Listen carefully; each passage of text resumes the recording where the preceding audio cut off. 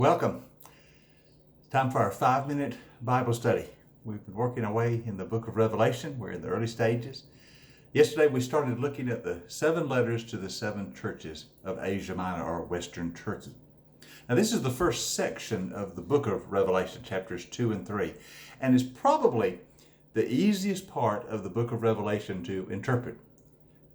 7 letters are pretty straightforward. They're easy to understand exactly what Jesus is saying to the churches. So let's look at briefly each of these letters in turn. Now yesterday we sort of started with Ephesus, which was the first church mentioned and the largest church in the area, most important city, by the way. And Jesus told that church, you're doing so many things well, but you've lost your first love. Correct that. So they were a church that had lost their passion for Jesus. The second church we see in the list is the church of Smyrna. Now this is a small church, not nearly as important and influential as the church in Ephesus, but there's something very interesting about the Smyrna Christians. They were poor, and yet they were rich. Jesus says, I know your afflictions, I know your poverty, yet you are rich. That is, they did not have many things of this world's wealth. They did not have many possessions. They weren't rich in the things of the world. But Jesus says they were rich in the things of faith. This is one of the churches about which Jesus has nothing negative to say. He only has commendation.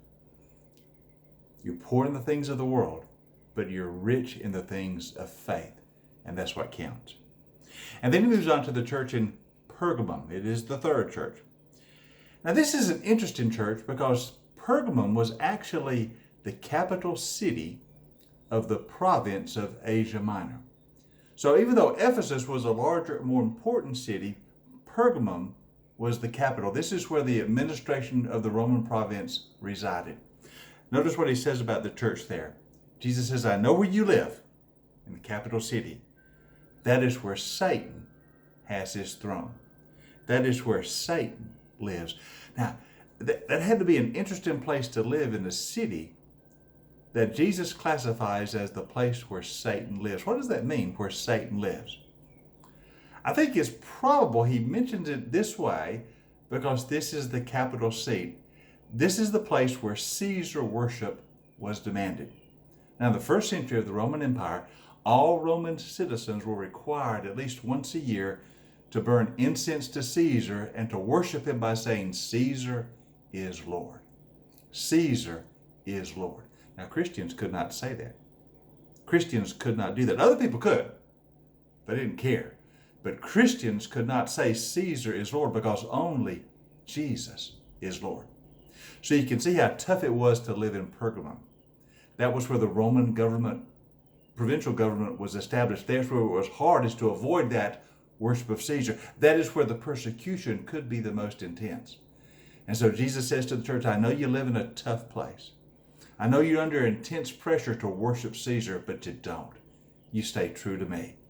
So hold true, stay true to my name, keep to your faith, all will be well. And then there's the next church. There's the church in Thyatira. This also is a small church, but Jesus says something very interesting about them. He says, I know your deeds, I know your love and your faith, and I know that you are doing now more than you did at first. Now this is fascinating. Here's a church where they are doing now more than they were at first. This is a church that is growing. Oh, that Jesus would say this about us. You're growing, you're expanding, you're pushing forward. A lot of times Christians just sort of live on what they used to do. We remember the olden days, what we used to do. Not the church in Thyatira. They're always pushing into new frontiers of faith and new places of service. They are doing now more than they did at first. I think this is what Jesus would want of all of us. To keep growing, to keep doing more now than you did at first. And that brings us to the next church, which is the church in Sardis. Now, unfortunately, this is a church where things are not going well. Matter of fact, this is one of only 2 churches about which Jesus has to say nothing positive. He has no word of commendation, only a word of correction. That's sad. He says to them, I know your deeds. You have a reputation of being alive, but you are dead. He says, you need to wake up. You need to wake up. This is a church that was asleep. Spiritually seeking, they were asleep. And Jesus says, you got to wake up. You got to revive your faith. You got to renew your energy and start living strongly for me again. So to Sardis, he simply says, I want you to wake up and give your full vigor to the cause of my gospel and my good news. And then we move to the sixth church, which is the church of Philadelphia. This is a very interesting church. Jesus says to them, you know, I know you're a small church. I know you don't have much strength, but you've been faithful. And so he says to them, I have placed before you an open door. I have placed before you an open door. This is a church with an opportunity. God has given them an opportunity to do something wonderful. He has opened the door for greater service. They just got to walk through it.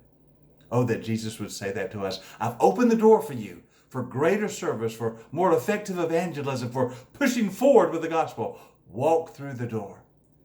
Let us always, like Philadelphia, be looking for those open doors that Jesus gives to us.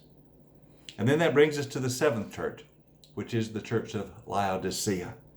This is the church most people are aware of because of what Jesus said to them. Jesus says to them, you know, I know you, and my problem with you is you're neither hot for me, nor are you cold for me. You're lukewarm. Your faith is lukewarm. I wish you were hot or cold, one or the other. But what I cannot tolerate is that you're just lukewarm. He says, you're almost making me sick to my stomach, this tepid faith. Fire yourself up. Revive your zeal. Don't be lukewarm. Oh, the last thing Jesus wants of his church is that we be lukewarm, that we be apathetic. He wants us to be on fire for him. And so he says to the church in Laodicea, revive yourself. Renew your faith. Please don't be lukewarm. And so there we have the seven churches of Revelation, chapters 2 and 3.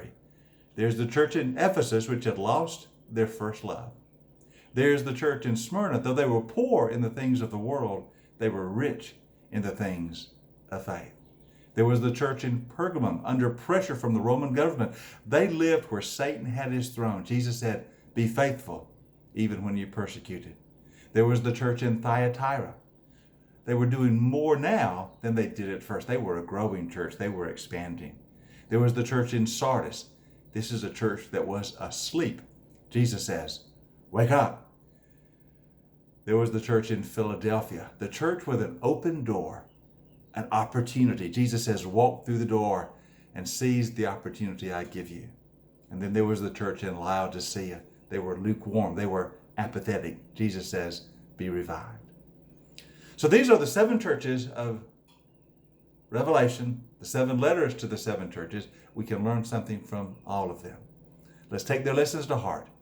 And let's be the church that Jesus Christ has called us to be.